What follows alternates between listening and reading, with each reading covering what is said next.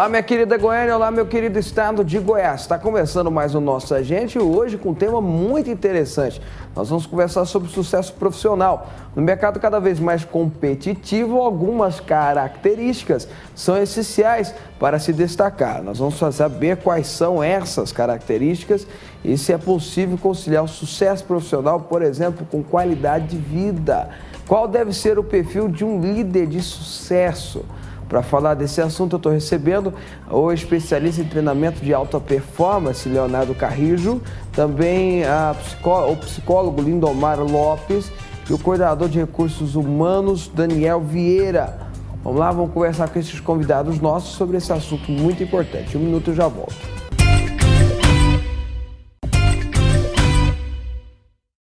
Olha, ter uma carreira bem-sucedida é o sonho de muita gente. Para isso, é preciso saber se comportar e tomar as decisões corretas. Quem se deu bem na profissão dá a dica e aconselha bastante empenho, coragem e determinação. Vai na tela. Ter vários subordinados, dinheiro, responsabilidades e um bom salário são realmente sinônimos de sucesso profissional? Para este consultor empresarial, uma carreira bem-sucedida está intimamente ligada às escolhas profissionais. Princípios de vida. Você determinar bem, saber extrair isso da vida, né? O que são os princípios básicos que norteiam a nossa vida e, consequentemente, nossa carreira profissional. A partir do momento que você estabelece isso na sua vida, você já estabelece também etapas. Nessas etapas, você cumpri-las preservando e defendendo princípios é fundamental para uma carreira de sucesso. Luciano Marques é diretor comercial de uma empresa de comunicação. Aos 38 anos, ele já exerceu várias funções. Atividades mais simples, como auxiliar de laboratório, lavrador e sonoplasta. Ele conta o que fez a diferença na carreira. Você tem que estar num lugar que você gosta, que você se sente bem, um ambiente bom de trabalho e aquilo que você gosta. Se você faz aquilo com amor, você tem sucesso. No início da caminhada profissional, muitos jovens se preocupam em estudar, aprender um segundo, terceiro idioma, o que é importante, claro, mas se esquecem de valorizar os relacionamentos. E às vezes, as grandes chances só podem ser alcançadas por meio dos contatos profissionais. É o caso de Gesleno. Seu primeiro emprego foi como office boy. Uma das maiores oportunidades da vida dele veio por uma indicação. A empresa que eu trabalhava era uma empresa que dava muita oportunidade, né? Tinha uma rotatividade, sempre apresentava desafios, o presidente da empresa, os gestores sempre nos davam oportunidade. No ano passado, o auditor dessa empresa e o gestor dessa empresa me indicou para o emprego atual que eu estou hoje, que é a realização de sonho. A gerente de relacionamento, Dina Marta, trabalha há 30 anos no mesmo lugar. Começou a carreira como operadora de arquivo, função que, segundo ela, nem existe mais. Depois de passar por vários cargos, ela dá dicas para quem está começando. Ter um pouquinho de paciência, focar naquilo que está fazendo, investir na sua carreira profissional, nos estudos e, principalmente, pensar tudo que for fazer, tudo aquilo que você for fazer, que faça bem feito. Mas o consultor empresarial Kenny Chaves aponta que histórias como a de Dina devem ser cada vez mais raras. A maneira de construir carreira mudou nos últimos anos. Aquele mito de subir na vida em uma só empresa está cada vez mais distante. E diante disso, o trabalhador precisa se adaptar à nova realidade. Isso quer dizer o seguinte: se eu não conseguir prestar atenção nessas mudanças, se eu não acompanhar essas mudanças, se eu não me preparar para elas, o que vai acontecer é que você vai ficar fora do mercado. Olha, para tratar desse assunto, eu estou recebendo o Leonardo Carrijo, especialista em treinamento de alta performance, o Lindomar Rocha, psicólogo, e o Daniel Vieira, coordenador de recursos humanos. Eu já vou começar com o Leonardo aqui. Leonardo, o que seria, então, uma carreira profissional bem-sucedida? Boa noite, deputado Fábio Souza. Boa noite você que nos assiste em casa.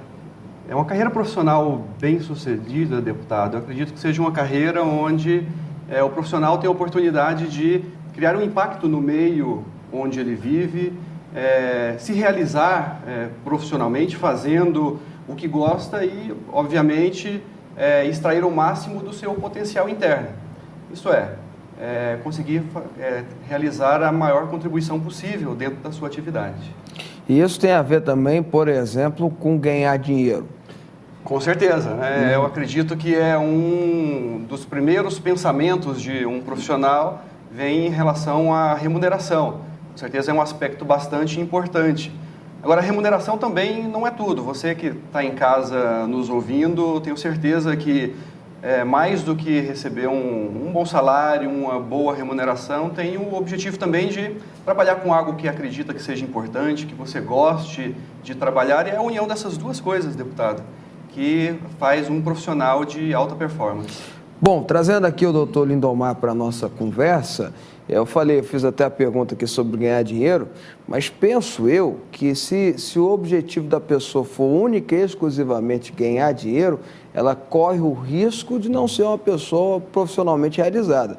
Eu acho que se ela se esforçar muito mais em crescer profissionalmente, o dinheiro vai ser um resultado natural. Estou certo ou estou errado, doutor? Tá certo, Fábio. A questão toda é que nós, quando nascemos, nós não estamos prontos, nós temos que nos tornar a ser.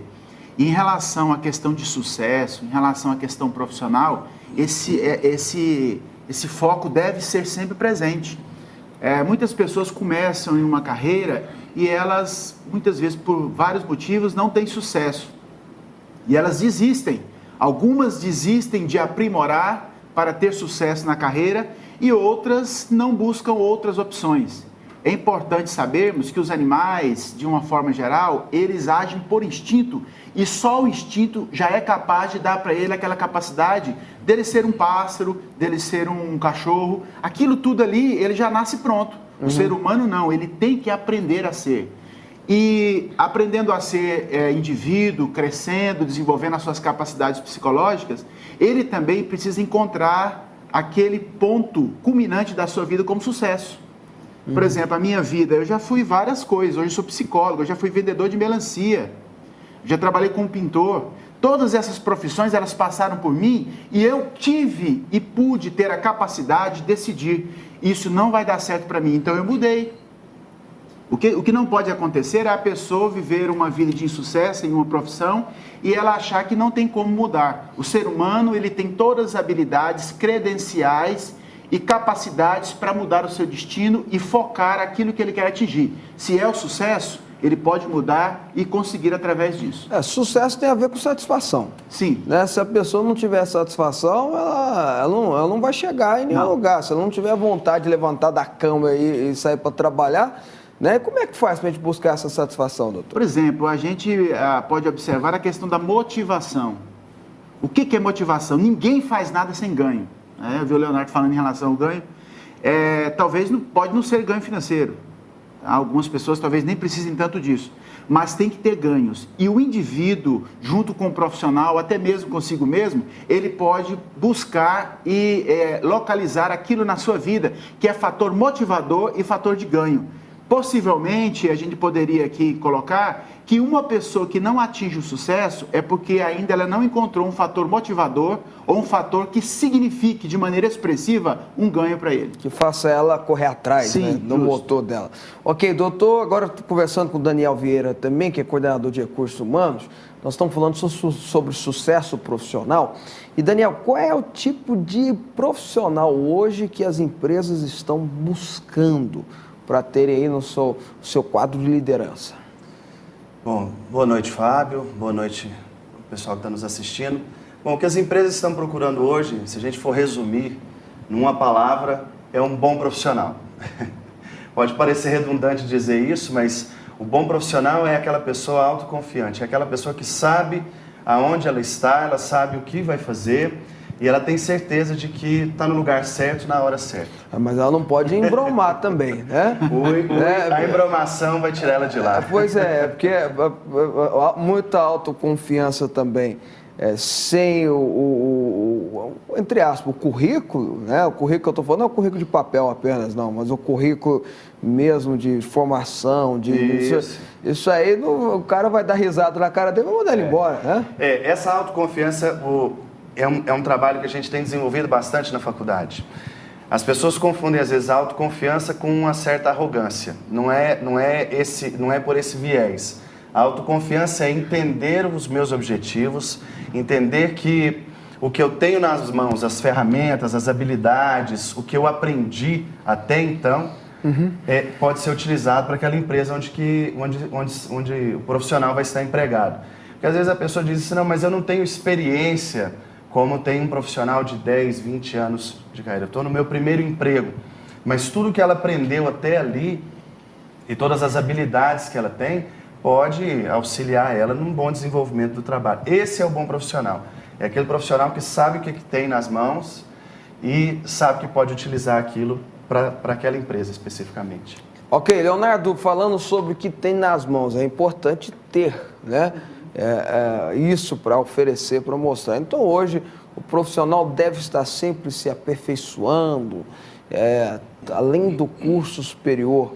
Acho que hoje todo mundo tem que ter, mas é bom ele ter sempre uma pós-graduação, um mestrado, um MBA, ou tentar sempre estar se aperfeiçoando nesses cursos aí que atualizam o profissional? Fábio, essa é uma questão muito boa e que tem mudado bastante ao longo dos anos. No tempo dos nossos pais, dos nossos avós, muitas vezes bastava um curso superior para a pessoa estar bem qualificada para ter bons cargos no mercado, né? E não é à toa que nós ouvíamos dos nossos pais, para nós estudarmos, termos um curso superior, que isso seria garantia de bons empregos. Hoje em dia o mundo mudou bastante, né? A necessidade de um curso superior hoje é um requisito quase mínimo para se ter uma boa colocação no mercado. E mais importante do que uma formação superior, universitária, essa visão de aprimoramento contínuo que o profissional deve ter, de continuar sempre estudando, sempre se aprimorando, para poder conseguir se adequar ao mundo em constante mudança, que é o nosso mundo de hoje, né? Então, cursos de pós-graduação, como o MBA, especializações as mais diversas, mestrado, até doutorado em muitas áreas, hoje são importantes. Além também de trabalhar as questões comportamentais, o que muitos profissionais não trabalham. Hoje nós vemos que muitos profissionais são admitidos nas empresas por causa dos seus currículos, mas acabam sendo demitidos por questões comportamentais. Por exemplo, falta de domínio próprio, de autocontrole. Questões tão básicas que as faculdades não ensinam, né? Como, por exemplo, a inteligência emocional, né? A capacidade de lidar com as próprias emoções, de lidar com outras pessoas. A questão da liderança, né? A questão de trabalhar em equipe, que hoje em todas as empresas é necessário trabalhar em equipe. Então, você que está em casa e está buscando aprimorar os seus conhecimentos, tenha em mente também que existem algumas competências essenciais que vão fazer a diferença na sua performance. Competências como autoconfiança, inteligência emocional, inteligência interpessoal, a comunicação eficaz, habilidade de negociação, visão estratégica, liderança e diversas outras que diferenciam o profissional mediano daquele profissional de alta performance. Leonardo, saber a hora de falar e saber a hora de ficar quieto também, né? É verdade, Isso faz parte, né? Mais vale você falar pouco e falar o que deve ser falado do que falar demais. Ô, doutor Lindomar, pegando até um pouquinho do que o Leonardo estava falando, depois que é um livro que eu já li umas 3 vezes, acho fenomenal, que o doutor Daniel Goleman escreveu, Inteligência Emocional, muita coisa mudou, inclusive, no mercado, né? As pessoas começaram a entender que existe um aperfeiçoamento que não é só o profissional, o educativo, mas existe o aperfeiçoamento emocional, que a gente estava falando aqui, o domínio próprio, o autocontrole, saber... o mercado é cheio de pressão, saber aguentar a pressão, absorver e tudo mais. Como é que a gente faz para desenvolver essa inteligência emocional? Por exemplo, existe uma pesquisa que foi feita há algum tempo atrás, até tá na internet, né? Justamente em relação à questão das crianças, que elas têm capacidade de permanecer ali dispostas, com foco dentro do que foi colocado, diante de frustrações. Ou seja, o indivíduo que ele aprende desde pequeno a ter uma capacidade de suportar a pressão ou de suportar frustrações, e permanecer, ele tem muito mais chance de ter sucesso do que aquele que tem baixa tolerância à frustração. Então a pesquisa era feita de que forma? Colocava-se um bolinho e dizia a pessoa que estava orientando, dizendo, você não pode comer esse bolinho, espera um pouquinho que agora eu venho colocar mais coisinha em cima, um docinho em cima. E assim foi feito o processo. Em alguns momentos, algumas crianças comiam aquilo e não aguentavam e comia. E outros não foram aguentando até colocar 3 camadas de alguns doces e assim por diante. E depois disso, agora você pode comer. Essa pesquisa começou com essas crianças bem novinhas e acompanhou elas até a universidade. Por incrível que pareça, aquelas crianças que tinham maior tolerância à frustração, ou seja, segurar aqui o desejo, a vontade, ficar tranquilo, ou eu estou com vontade, mas eu vou ficar aqui porque eu vou ter um ganho maior depois. A universidade é isso, né? Você faz 5 anos, esperando depois de mais alguns anos começar a ter sucesso. Ninguém vai terminar a universidade, já vai ter sucesso, já vai ganhar muito dinheiro. Então ele forma e ele tem que ter uma capacidade, uma resiliência de esperar o fruto daquilo que ele semeou, a semente, frutificar. Então essas crianças foi observado que aquelas que tinham maior tolerância a esperar, a aguentar, a retardar, adiar o prazer imediato, elas tiveram mais sucesso do que aquelas que queriam o prazer imediato. Então, resumindo, se nós tivermos capacidade de superar e permanecermos no nosso foco, decidido, aquilo que nós queremos atingir, apesar de que no momento não pareça que esteja acontecendo, vai chegar um momento que nós vamos colher o fruto daquilo que nós estamos semeando, que é o desejo de ter o sucesso e atingir o objetivo.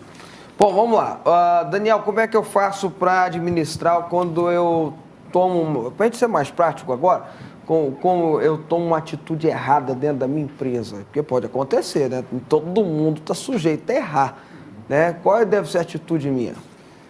A primeira atitude que se espera de um bom profissional numa situação dessa, Fábio, é que ele reconheça que errou. Porque o que a gente percebe dentro das empresas é que muitas pessoas não reconhecem o erro, ou têm dificuldade de reconhecê-lo, ou quer culpar o próximo, né? Tem a ver com inteligência emocional isso. Exato. Né? Então, a primeira atitude é reconhecer o erro. E uma das coisas que a gente tem percebido na faculdade é que de uns tempos para cá, o nosso público, os nossos alunos têm mudado um pouco o perfil. Nós tínhamos muitos alunos que concluíam o 2º grau e já entravam na faculdade. Hoje nós temos lá diretores de empresas, próprios empresários, que eles entenderam que tem necessidade de ter um conhecimento teórico também, para ter uma base para saber como consertar esse erro, por exemplo. Porque tem várias pessoas que são bem-sucedidas por competências relacionais, ou porque são empreendedores natos, né, e vão se desenvolver em qualquer área que estiverem, mas falta ali uma base teórica, tecnológica, para ele saber por onde caminhar quando chegar momentos de dificuldade. Olha, eu errei em investimento errado na empresa, eu errei em relacionamento da empresa, eu errei no meu sistema de motivação, de punição, de remuneração, qualquer que seja o erro, eu preciso de uma base para poder descobrir qual a melhor forma de consertar isso e de criar uma estrutura onde esse erro seja o menor possível. Estamos numa era em que o erro não tá tendo muita margem para erro, não. Daniel, e quando você que é um profissional, a pessoa que está assistindo a gente em casa é um profissional já considerado e começa a sentir que o patrão, que o chefe está podando ele, né? De alguma forma, ele não se sente mais à vontade dentro da empresa. Ele deve procurar outro rumo ou ele deve tentar se encaixar, ser resiliente? O que ele deve fazer? Fábio, isso vai depender bastante do foco do profissional. Se aquela é uma empresa grande ou empresa que ele sempre quis trabalhar lá, ele vai ter que ser resiliente mesmo. Porque na nossa vida nós não vamos, infelizmente, não vamos trabalhar só com pessoas que a gente gostaria de trabalhar ou com pessoas que são bondosas com a gente, vamos dizer assim. Se o foco dele for estar lá, ele tem que resistir. Porque no final das contas, o que fica de resultado da empresa é o resultado do trabalho da gente. Então, se ele é um bom profissional, com toda certeza o que vai aparecer, o que vai apresentar, vai ser o resultado deste trabalho. Agora, se isso está causando... Mas tem muito patrão ou muito chefe enciumado que não deixa o resultado sair, não. Isso existe? Existe, e é exatamente a hora de trocar de empresa. Ele tem que trocar aí não tem jeito. Não tem jeito. Se você não avança, se aquilo está atravancando o seu processo de crescimento, tem que trocar. E hoje o mercado, como disse o Dr. Lindomar, hoje o mercado já permite essa mudança baseado nessas competências que a gente tem, nessa possibilidade de aprendizado que o ser humano tem. Então, tem que mudar mesmo. Dr. Lindomar. Sabe o que é, doutor Fábio? O que eu acho interessante é que o ser humano, desde pequeno, ele já nasce com o poder de decidir. Então, essa capacidade, quanto mais há um avanço tecnológico hoje, vai aumentar muito mais, vai precisar mais ainda essa capacidade de decidir. O problema em relação às doenças psicológicas é que pessoas não querem se transformar, não querem mudar, não querem decidir.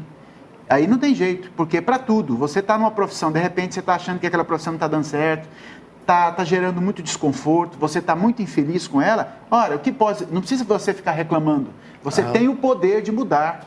Eu conheço pessoas, e eu acredito que os meus colegas até conhecem também, pessoas que tocaram um comércio a vida inteira, um comércio bem pequenininho, e um dia falaram, vamos fazer o seguinte, mulher, vamos mudar a nossa vida? Uai, só se for agora, só. E a mulher encarou junto, ele foi para a universidade, fez mestrado, fez doutorado e hoje coordena departamento de universidade. E ela se formou como psicóloga, ela é minha colega. E os seus filhos já estavam todos formados. Então você que está nos ouvindo, você pode mudar o destino da sua vida hoje, se você quiser. Se você está tendo uma profissão que não está feliz ou está desempenhando uma carreira que não te traz satisfação, mude. Quem está te impedindo você de mudar? Essa competência foi Deus que nos deu. Nós podemos mudar o nosso destino, não é amanhã não, é agora. Mas tudo tem que ser feito com responsabilidade também, né? Por exemplo, um casal que está com 3 filhos na escola, está com um saláriozinho considerável, não pode dar essa guinada. Vamos mudar de vida, gente, e tal. E depois as coisas apertam. Estou perguntando para o senhor mesmo. E aí, como é que fica? Olha, tudo tem que ser muito com o pé no chão, né? Com certeza. Eu costumo falar assim, a cabeça tem que estar no céu, no sonho, mas o pé na terra, né? Com certeza. Eu acredito o seguinte, cada um sabe dentro da sua possibilidade e dentro da sua capacidade de ousadia tomar decisões. Tem pessoas que elas são extremamente ousadas e elas tomam decisões que para algumas outras pessoas parece algo assim fora do normal. Então nós nunca podemos usar o parâmetro do outro para nós. Então nós temos que ter o pé no chão, é verdade. Dentro da nossa realidade nós temos que fazer isso. Eu lembro... Você deu o exemplo de um casal que os filhos já estavam criados, não sei o quê. Vamos embora mudar de vida? Eu acho que ele já tinha uma certa estrutura para fazer essa mudança. Com certeza. O que acontece é que muitas pessoas, elas ficam esperando que as coisas estejam prontas, elas ficam esperando que as coisas estejam bem organizadas para acontecer, e isso muitas vezes nunca vai acontecer. Nesse caso desse casal, os filhos estavam assim, mas eu conheço um monte de pessoas, e posso falar até de mim mesmo, que comecei fazendo coisas que para mim pareciam que eram impossíveis. Por exemplo, recebendo, um salário, 2, e fazer um curso de psicologia, que era o curso mais caro. Eu não sei se hoje ainda continua é o curso mais caro. Continua sendo. E nós, eu e minha esposa, nós somos psicólogos. Ela já veio aqui algumas vezes. Nós não tínhamos dinheiro para pagar nem a matrícula. Então, e com a cara e a coragem, nós fomos lá, pegamos dinheiro emprestado e fizemos. Hoje eu tenho mestrado, ela tem 16 cursos. E tudo isso foi assim. O mundo não apareceu aquele caminho bonitinho, com tijolos de ouro, não. Foi tudo difícil. Então, cada pessoa deve, dentro da sua capacidade e dentro da sua perspectiva em relação a esse mundo, fazer. Agora, o que não pode é ficar reclamando pelo leite derramado e bloqueando, a pessoa mesmo se boicotando em relação às possibilidades do futuro. Porque o futuro, para nós, está aberto. Quem tiver mais ousadia no mercado e for mais empreendedor, vai conseguir conquistar o sucesso. As pessoas que não tiverem essa capacidade de empreendedor e de resolução e decisão vão ficar para trás. Fique à vontade, o Daniel, Leonardo, quero falar, fica à vontade. Pois não. Fábio, essa mudança com responsabilidade, eu acho que é interessante essa colocação, porque um dos caminhos para essa mudança com responsabilidade é estudar. Se você está estudando, se você está buscando, seja faculdade ou cursos de especialização ou cursos menores, curso de profissionalização, nada você tem ali contato com um professor ou com alguns professores e contato com uma série de pessoas que não são do seu meio. Porque quando nós estamos envolvidos com um problema, é muito difícil da gente achar a solução para ele. Eu estou dizendo isso para pessoas que estão com esse questionamento, mudo ou não mudo de profissão, mudo o ramo ou não mudo. Então, estudar é um bom caminho. Isso vai abrir o horizonte para a pessoa. Até né? para saber se é isso mesmo que ela quer, Exato. né? Até para saber se ela quer mudar ou não, né? De verdade. Ela vai com um curso, uma faculdade, já vai ter noção não só da teoria, porque o professor geralmente tem uma bagagem prática também, né? Não é só na teoria, e ela vai falar, poxa vida, não é isso que eu quero não, pelo amor de Deus, tá bom demais lá no meu lugarzinho, deixa eu continuar no meu lugarzinho, né? Então esse ambiente de estudo, ele é um ambiente que ajuda demais a pessoa que está nessa crise. Eu sempre digo aos meus alunos que a crise é que faz a gente enxergar um caminho melhor. Mas o ambiente é o ambiente de estudo mesmo. Não? Leonardo. Fábio, tem uma outra análise aí que nós podemos falar. Nós estamos falando sobre o ponto de vista do colaborador da empresa, né? Do funcionário da empresa. Uma vez que ele não encontra na empresa as condições necessárias para ele se realizar, ter uma alta performance, não se sentir restringido, sabotado. Agora, uma outra análise interessante a ser feita é do lado de lá da empresa, né? Em relação aos líderes. Quantos bons profissionais as empresas não estão perdendo por conta de líderes que não têm a formação adequada ou não têm as competências essenciais para exercer verdadeiramente essa liderança? Será que as grandes empresas podem se dar ao luxo de perder bons profissionais porque tem líderes que se sentem ameaçados com o crescimento dos seus subordinados? Mas acontece demais, vamos Isso falar a verdade, acontece né? o tempo todo, Fábio, o tempo todo. O Brasil é um país que está se destacando no cenário internacional, mundial.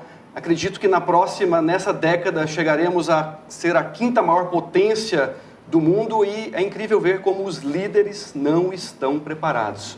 Empresas de todos os tamanhos, os líderes não estão preparados para ter essa visão de que a empresa como um todo, o próprio líder só vai crescer se ele permitir que os seus liderados cresçam também. O líder que se protege, que sabota os seus colaboradores, os seus subordinados, com medo de alguém tomar o lugar dele, é um líder que está destinado à estagnação. Jamais vai crescer na empresa porque ele não formou ninguém para ficar naquela posição. Então, é uma visão ele está correndo risco de perder o emprego também, né? Ele próprio está se sabotando. Né? Se tem geralmente o dono de uma grande empresa, ele não dirige, ele tem o corpo diretivo, ele só dá a última palavra. Se ele tem um líder desse que não está crescendo, no final das contas, o cara vai falar assim, poxa, né? Caça teu rumo aí, você não está me ajudando, né? Fábio, essa é a distinção, inclusive, entre a palavra líder e chefe. Chefe é aquele chefe da década de 80, da década de 70, onde existia muito na empresa e que existe cada vez menos lugar para esse tipo de líder. O chefe é aquele que lidera através da ordem, através da imposição, através do cargo. Ele não tem habilidades de lidar com pessoas, de venda de ideias, de negociação. De ouvir alguém pensar diferente dele. De aceitar visões diferentes, né? E negociar essas condições para que todos tenham uma vez e voz dentro da empresa, né? O líder verdadeiro do século XXI é aquele que exerce essa liderança participativa, né? É uma grande diferença. Fica à vontade, doutor. Uma das questões, a gente trabalha com consultoria de empresas também, e uma das coisas que a gente tem percebido muito é em relação a empreendedores que no passado tiveram grande sucesso, mas que, porque pararam no tempo, estão começando a ter crise e, se não resolver essas questões, vão até fechar as portas. O mercado, e quanto mais aumenta a questão da tecnologia, mais implica no indivíduo a capacidade de tomar resoluções rápidas, decisões rápidas. Antigamente você podia tomar uma decisão, eu vou tomar o mês que vem. Hoje não, você tem que tomar a decisão hoje. Porque tomar a decisão hoje implica em você não perder dinheiro. Mas não aumenta o estresse das pessoas, não, doutor? Olha, Por isso que o pessoal está ficando estressado demais, até doente emocionalmente demais. Sim, sim. A questão do estresse, ela está ligada justamente à pessoa perder aquela flexibilidade em relação à vida. Estresse é um termo que se usou do material do aço, né? Porque ele chega um momento que ele estressa e ele quebra. Por quê? Porque ele não tem flexibilidade. E é justamente por causa disso que o estresse vem. Pela dificuldade que o indivíduo tem de se adaptar a um novo mercado que está surgindo. Antigamente os papéis eles eram muito bem definidos. O papel da mulher era muito bem específico. O do homem também. Tanto que as crises nos casamentos hoje elas são justamente por causa da questão dos papéis estarem mudando o tempo todo. aquele papel bem definido da mulher esquentar, se falava, né? As pessoas diziam muito isso, esquentar no fogão, esfriar na máquina de lavar roupa, já acabou. As mulheres estão indo para o mercado e estão tomando o emprego dos homens. Quem não se adaptar com rapidez e com eficiência e com capacidade, vai ficar para trás. A minha mulher mesmo é médica e já tem 2 especializações. Se eu falar para ela esquentar o fogão, meu irmão, eu tô enrolado.